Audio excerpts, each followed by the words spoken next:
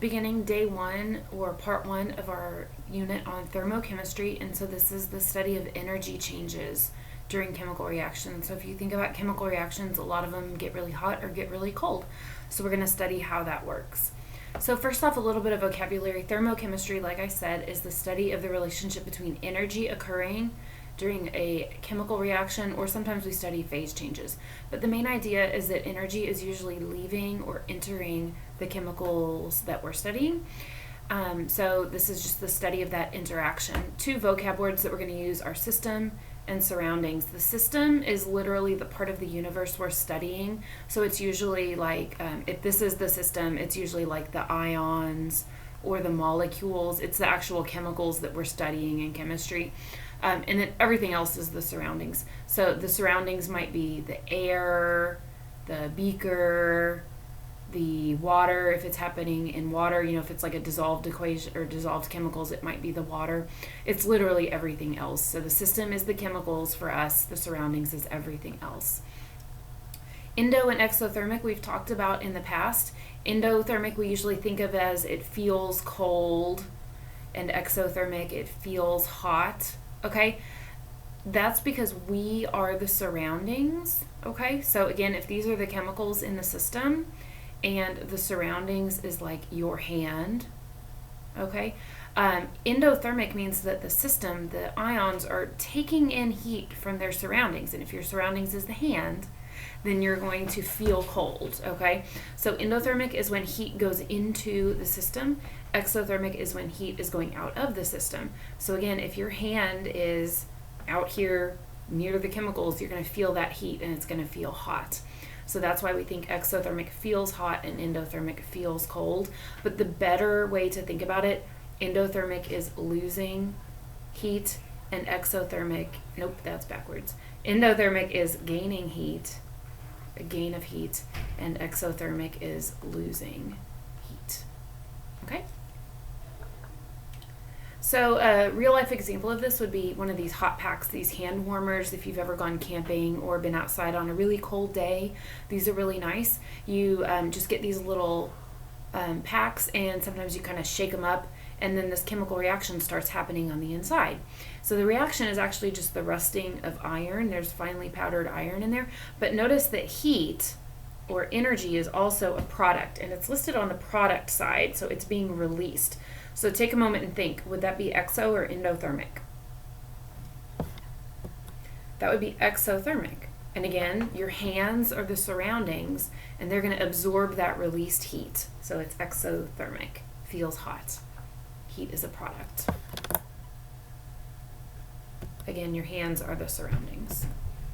Okay, we're going to introduce, again, another vocabulary word called enthalpy. Okay, this is, I really just for pre-AP level, it's a fancy word for heat. Okay, if you're watching this and you're in AP chemistry, you should technically know that it is the heat energy in a system if you are at constant pressure. But the thing is, most of the chemical equations, chemical reactions that we study are at constant pressure. So it's essentially just heat. The variable we use for it is a capital H. We usually don't study the actual enthalpy of a system, but instead we study the changes in enthalpy. So we're going to focus a lot on what's called delta H. That's the change in enthalpy. And so think of it just like change of anything is always final minus initial. In chemistry, that's going to be products minus reactants. So the delta H is the enthalpy of the products minus the enthalpy of the reactants. The sign of delta H is what we're really going to focus on. It tells us whether it's endothermic or exothermic, okay? So in this chemical equation here, it's the burning of methane. That energy is listed as a product. That means that energy is being lost, okay? This diagram over here is showing that to us. Here's our reactants, and notice how they are listed at a high enthalpy. They're listed way up high on the y-axis. So our reactants have a high energy, and our products have a low energy. That must mean that energy was lost in the process. So that downward arrow is representing that energy is being released. So if you have that downward arrow in a diagram like this, it means energy is being released. And notice that the change in enthalpy, the delta H, is negative, okay? So that's a big deal here, is that a negative delta H means that it is exothermic. Okay? Negative delta H means that it's exothermic. So again, just kind of a comparison. Exothermic, again, is losing energy. Energy is a product, and delta H is negative. Of course, endothermic is the opposite. The system is gaining energy. Therefore, it's listed as a reactant, and delta H is going to be positive.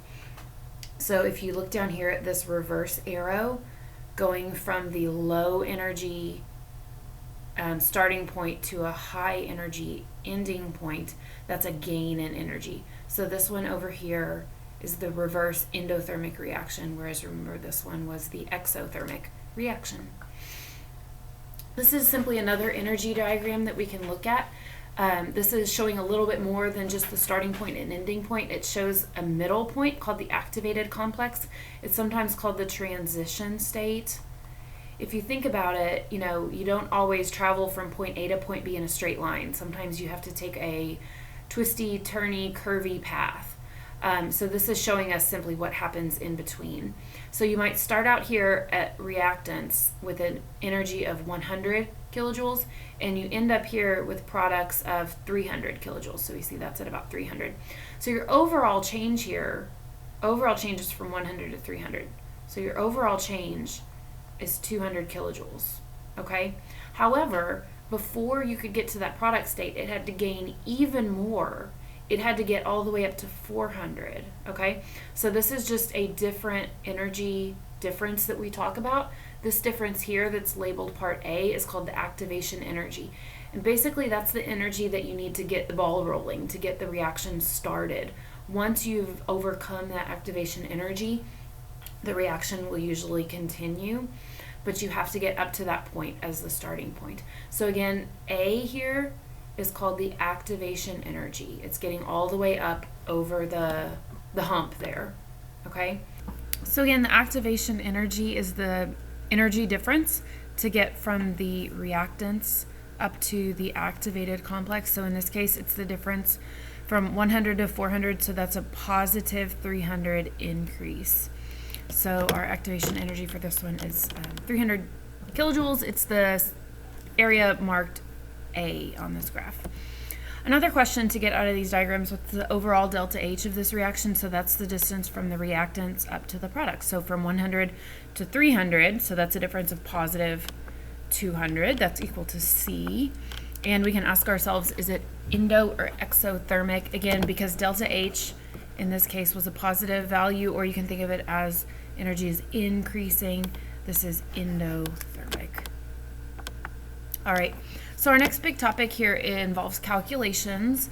Thermochemical equations are a chemical equation, like we've been looking at all year, like this one here, with a little extra piece of information tacked on. The enthalpy is included.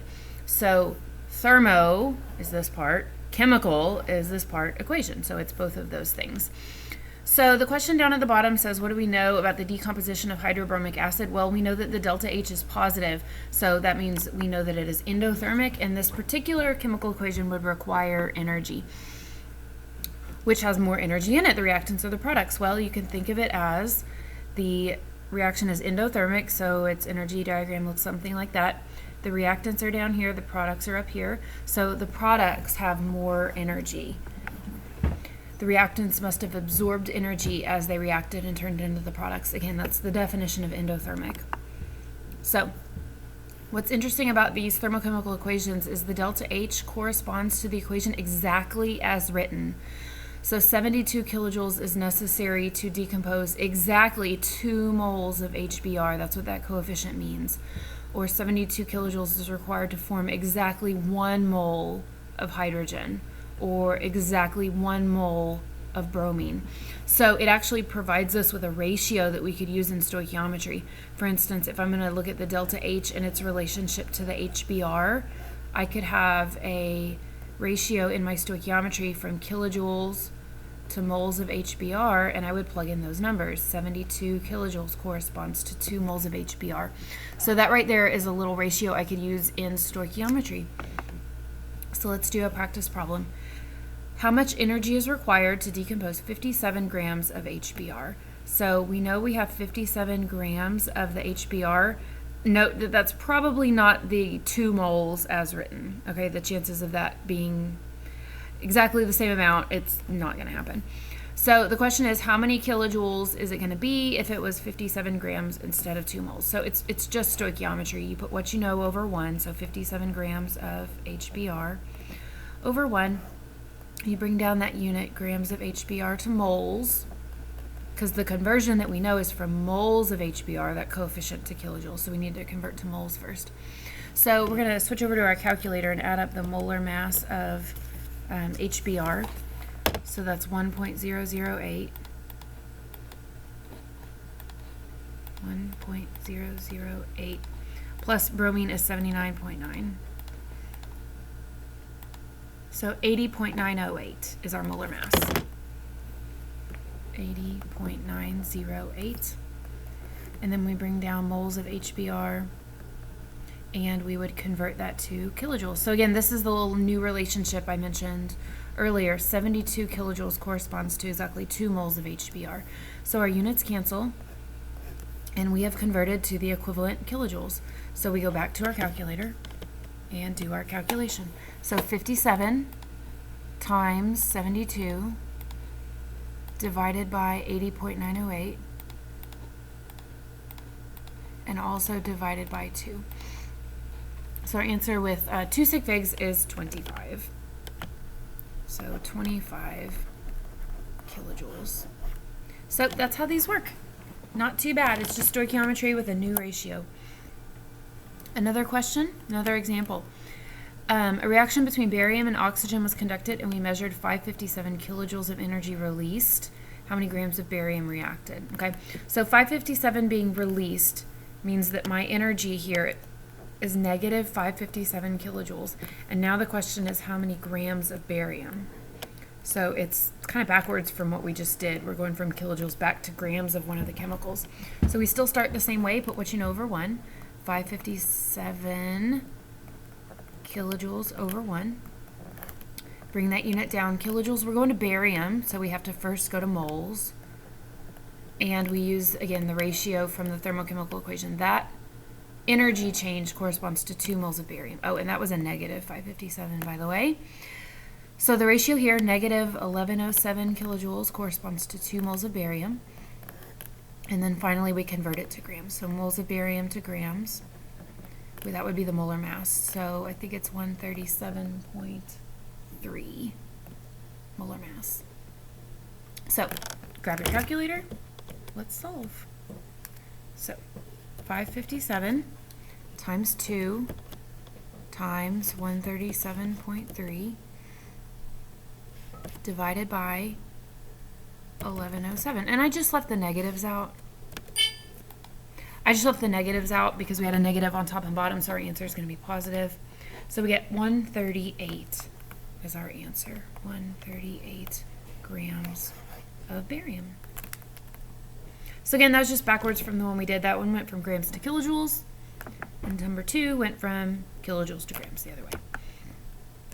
Last little topic is about something called a heat of combustion, or enthalpy of combustion. The reason we even make this its own category is simply because combustion reactions are very common. They release a lot of energy, and we use them in our everyday lives. If you drove to school today, unless you have an electric car, it probably had an internal combustion engine. So combustion powers our lives, burning things to get energy. The energy of combustion of certain chemicals is usually given as a standard enthalpy of combustion. So it's abbreviated like this, delta H, combustion, okay? The unit is usually listed as kilojoules per mole. So again, the per mole means it's the kilojoules of energy released for every 1 mole of the substance burned. So we're going to look at some examples of what that might mean. Sugar, okay? Sugar could easily be burned to provide energy, okay? So this right here is sucrose. And it has a delta H of combustion of negative 56.44 kilojoules per mole. That means 1 mole of sugar. That's the energy that goes along with it. So when we write the balanced chemical equation, because it has a 1 when it's balanced there, the delta H of that reaction is the same, negative 56.44 kilojoules. okay? Now, you might be like, what's the big deal here? What happened? We just rewrote the same number. Well, let's look at a different one. Octane is another hydrocarbon that can easily burn. It has a standard delta H of combustion of negative 5471 kilojoules per mole. Again, that means 1 mole of octane. Well, when you write the balanced chemical equation, look at what's right there, 2 moles of octane. So the delta H of the reaction as written needs to be for 2 moles of octane. So what are we going to do to this number when we write it down there? We're going to multiply it by 2. So the delta H is multiplied by 2 because we had 2 moles of octane in the balanced chemical equation. All right, so we're going to do one more example. We want to calculate the energy, kilojoules, released when 0.5 grams of octane burns. So same idea, we're going from grams back to kilojoules. We're just using the heat of combustion this time. So we put what we know over 1, 0.500 grams of octane, C8H18. So grams of C8H18. What are we going to go to next? We're going to go to moles, just like the last one. So we need to grab our calculator and add up that molar mass of octane. So we have 8 carbons, so 8 times 12.01, and 18 hydrogens, so add 18 times 1.008. So molar mass 114.224. Let's write that down. 114.224. And then we bring down moles of octane, C8H18, and we go to kilojoules. So we need to think back to the standard molar combustion. It's negative 5471 kilojoules for every 1 mole of octane. Again, that means 1 mole of octane. So negative 5471 goes with 1 mole of octane. So that right there is the delta H of combustion, okay? It's the kilojoules for 1 mole. So let's grab our calculator. All right, so we're going to do our calculation. So we have 0.5 grams times the negative 5471. Oh, and you know what? I think that needs to be a negative. There we go. And then divide by the molar mass, 114.224. So it's, your answer says negative 23.9, so I want to think real carefully about that. Negative 23.9 kilojoules. That's not the answer. We're not done. Notice what the question said. Calculate the energy released. Released means lost. Let me ask you this. If I told you that I lost negative 20 pounds, what would that mean? It's a double negative. It would mean that I gained. So the word lost implies the negative. So on our answer, we're actually going to make it positive because the question already implied that it was negative. If it said how much energy is released, you never release a negative amount. So our answer is positive. All right, the last little thing for us to talk about is a phrase that's frequently used. We talk about reactions being spontaneous or a process being spontaneous. So a spontaneous process is one that occurs on its own without any outside intervention. So my kind of silly example is when your room gets messy over the course of a week. It's spontaneous. You say, it just happened, Mom. I didn't mean to mess up my room. It just happened, okay? Non-spontaneous is the opposite. It's one that occurs due to some sort of intervention. So when you are forced to clean your room, it didn't just happen naturally. You had to work at it. That would be non-spontaneous. Other phrases that we use for this, spontaneous, we say is favored. Thermodynamically, it's a favored process. Non-spontaneous is not favored. That's probably your opinion. Cleaning your room is not favored. Okay. Chemical examples, unprotected iron objects are going to rust no matter what. So that is a spontaneous process. Methane, we know that methane burns in our Bunsen burners. It will continue to burn once it's given that spark of energy. So these are spontaneous processes. So what about enthalpy changes is spontaneous or not? The correlation is that in general, exothermic reactions are spontaneous and endothermic reactions are not, okay? So we could say that negative delta H values are favored and positive delta H values are not. That means of all the natural processes that happen in the world, in the universe, Most of them are going to be exothermic, and very few of them are going to be endothermic. Now, there are some exceptions, and there are some other factors at play, so this is not an official rule. We will talk about other things later on in this unit that might also cause a reaction to be spontaneous or not, but this is one factor at play. Exothermic tends to be favored, and endothermic is not. So that's the end of our notes for today. Thanks for watching. I hope it helped.